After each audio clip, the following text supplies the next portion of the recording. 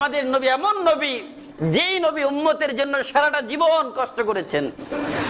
আজকে এই যেই নবীর কথা বলতেছিলাম, যে আল্লাহ তাআলা ওই নবীকে শিক্ষক বানিয়ে পাঠিয়েছেন, ওই শিক্ষক কত কষ্ট করেছেন দেখেন।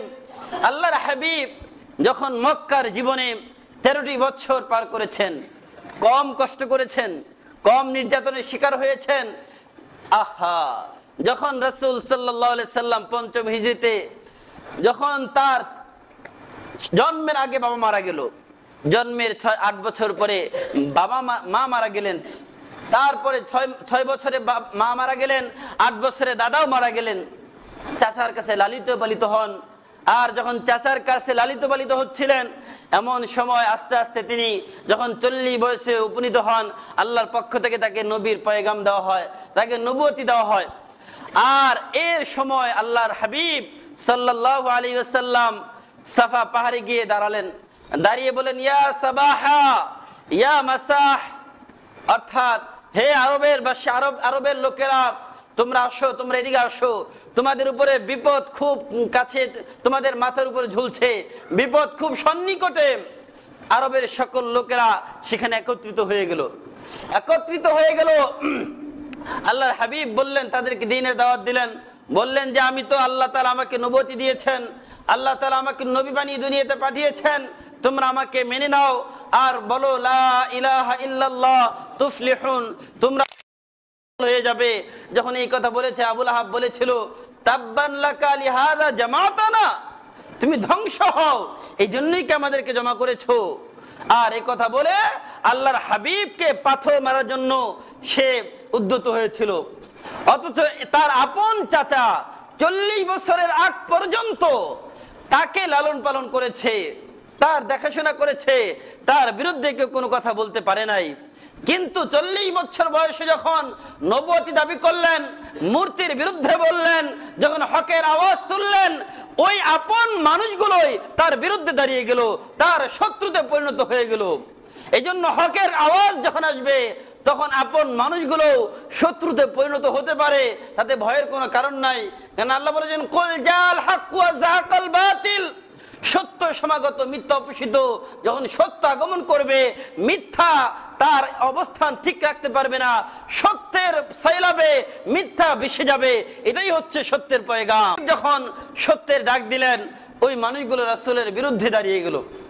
শুধু তাই না, রাসূল সাল্লাল্লাহু আলাইহি সাল্লামকে তারা পদে পদে কষ্ট দেওয়া শুরু করলো। রাসূল সাল্লাল্লাহু আলাইহি সাল্লাম একা একা তিনি কাবার সামনে নামাজে দাঁড়িয়ে গেলেন।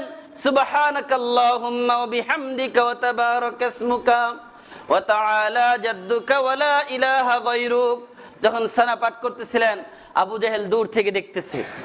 আবু জাহেল দূর থেকে দেখে যে রাসূল তো এই তো সুযোগ যে মুহাম্মদকে হত্যা করার, তো এই জন্য মুহাম্মদকে কষ্ট দেওয়ার তো এইটাই বড় সুযোগ।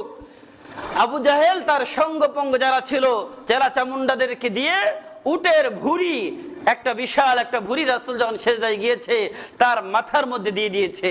রাসূল সেজদা থেকে মাথা উঠাতে পারেন না।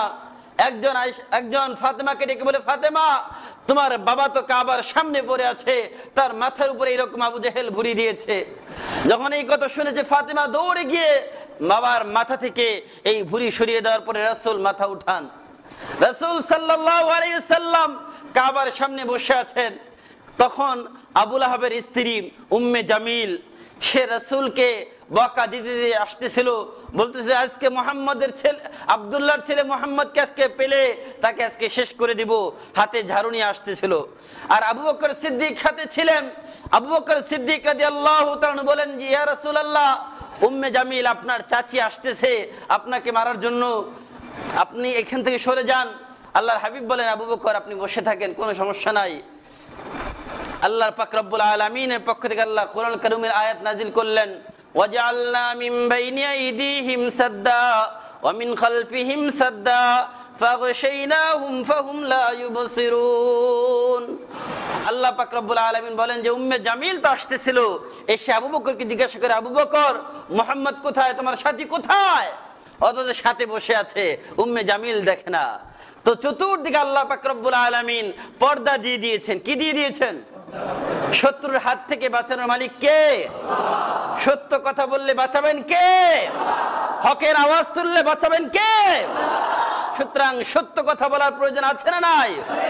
সত্য কথা বলতে ভয় পাওয়া যাবে? ভয় করতে হবে কাকে?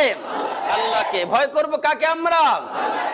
আল্লাহু আহাক্কু আন তাখশা ইন কুনতুম মুমিনিন। আল্লাহ বলেন যদি তোমরা ঈমানদার হও তাহলে একমাত্র আল্লাহকে ভয় করো, দুনিয়ার কোন তাগুতকে ভয় করা যাবে না, দুনিয়ার কোন তাগুতকে ভয় করা যাবে না। কারণ আজকে আমরা চিন্তা করতে পারি যে চীন, রাশিয়া, ফ্রান্স এত বিশাল শক্তির ক্ষমতাধর, ভারত বিশাল ক্ষমতাধর, ওদের বিরুদ্ধে আমরা কিভাবে কথা বলি? কিন্তু আল্লাহ বলেন ফাল্লাহু হাক্কু আন তাখশা। মুহাম্মদ সাল্লাল্লাহু আলাইহি সাল্লাম যখন কাবার সামনে আল্লাহকে সিজদা করতেছিলেন তখন তার পাশে কেউ ছিল না। পুরা একদম আরব রাসূলের বিরুদ্ধে একমাত্র রাসূল আল্লাহর সামনে দাঁড়িয়ে আছেন। আল্লাহ পাক রব্বুল আলামিন আল্লাহ রাসূলকে কি রক্ষা করেন নাই? করেছেন কিনা?